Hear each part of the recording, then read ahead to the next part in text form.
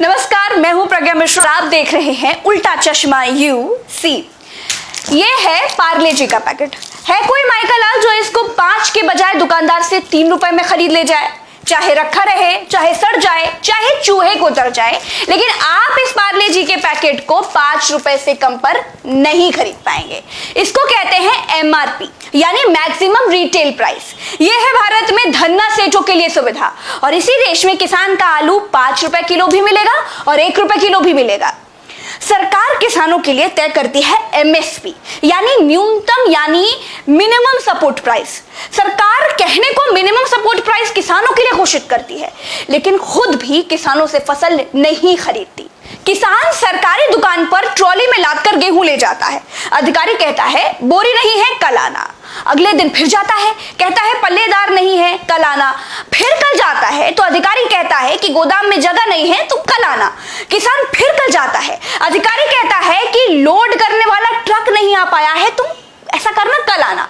मतलब किसान को चग्गा बग्गा पढ़ाया जाता है, यानी किसान को पूरी तरह से टरकाया जाता रहता है। किसान आखिर में थक हार कर अपनी गेहूं से लदी ट्रॉली प्राइवेट मंडी में बेच देता है। अब देखिए, सरकारी दाम था 20 रुपए, किसान ने प्राइवेट लाला बनिया को बेचा 12 रुपए में, और जैसे ही किसान ने बेचा, एमएसपी वाले सरकारी अधिकारी ने लाला से खरीद लिया 13 रुपए में। अधिकारी ने 7 रुपए प्रति किलो पर घपला कर दिया, यानी किसान से ना लेकर लेवी में या सरकारी गोदाम में व्यापारी से लेकर फसल भर ली जाती है।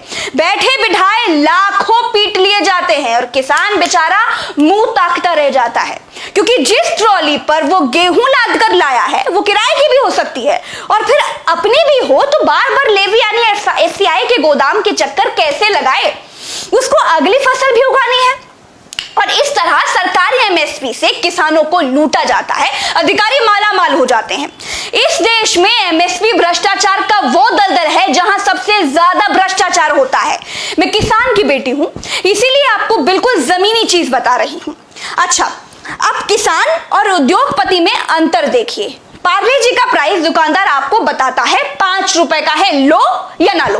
किसान की फसल का दाम मंडी में खरीदने वाला तय करता है। वो किसान को ऑफर करता है, कहता है 5 रुपए दोगे, 50 रुपए का दोगे। बस यही कारण है किसानों की दुर्गति का। किसानों की फसल का रेट आप तय कर दीजिए। किसान का गेहूं 20 रुपए किलो बिकेगा, कोई कम पर खरीदेगा या ज्यादा पर बेचेगा तो जेल होगी। फिर देखिए किसानों की आय कैसे उनकी आमदनी दोगुनी हो जाती है। भारत कृषि प्रधान देश है, लेकिन भारत के किसानों को पता ही नहीं है कि इस बार धान 10 रुपए में बिकेगा या 20 रुपए में बिकेगा, या फिर मंडी के बाहर फेंक कर वापस आना पड़ेगा। कृषि प्रधान देश में किसानों की छीछा लेदर है। आप पार्ले जी वाले को कहिए कि बिस्कुट बनाइए और मंडी में बेचिए, देखिए भाग खड़ा होगा। इनके डीलर किसानों की तरह पेड़ों में लटके हुए मिलेंगे।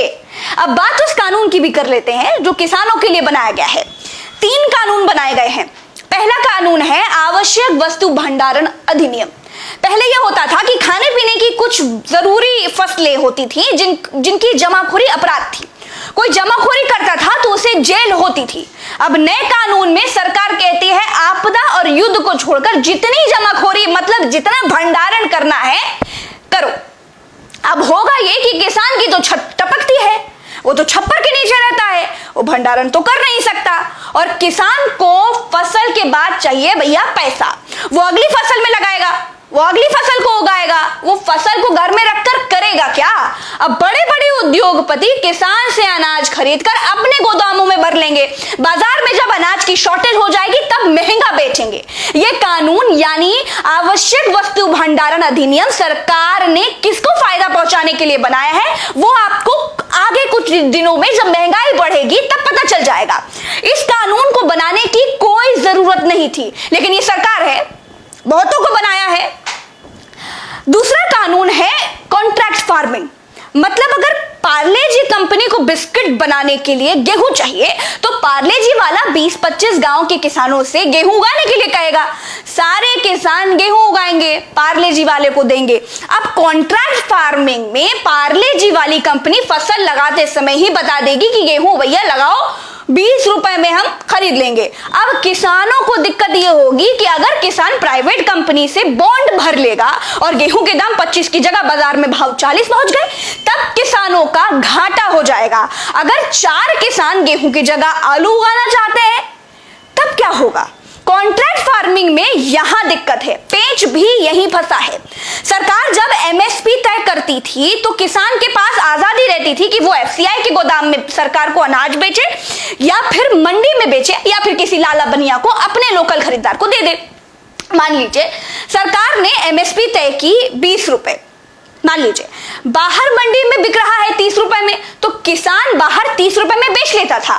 सरकारी एमएसपी में किसान कभी सरकार को ही बेचने के लिए बाध्य नहीं था, लेकिन कॉन्ट्रैक्ट फार्मिंग में किसान बाध्य होगा प्राइवेट कंपनी को पहले से तय किए दाम में फसल बेचने के लिए, चाहे बाजार का भाव जो भी हो। कानून में कहीं भी एमएसपी का जिक्र नहीं किया गया है, यानी जो प्राइवेट कंपनी पहले से दाम तय करके किसान से फसल खरीदेगी वही एमएसपी होगी।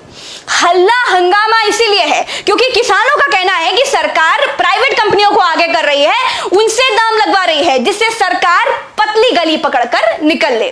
क्योंकि बीजेपी पहले से ही कह रही है कि एमएसपी सरकार पर फालतू का बोझ है और ये सब कुछ एमएसपी से पीछा छुड़ाने के लिए किया जा रहा है। तीसरे पर आते हैं।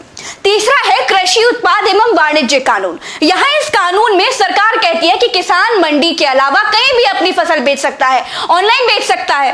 तो भैया सरकार जी, ये तो पहले से था। मेरा पका हुआ आम लखनऊ की दुबग्गा मंडी में बिकता है क्योंकि वो पास है और पके हुए आम को ज्यादा देर तक रखा नहीं जा सकता, तो सबसे पहले उसे मंडी पहुंचाना होता है।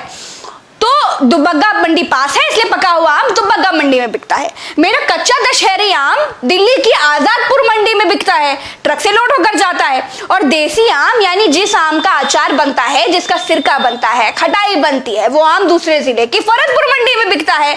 और कुछ कटा फटा टूटा फूटा आम, जो छोटे आम बाग से आड़तिया ले जाता है, कहीं भी बेच सकते हो वाला कानून तो जुमला है।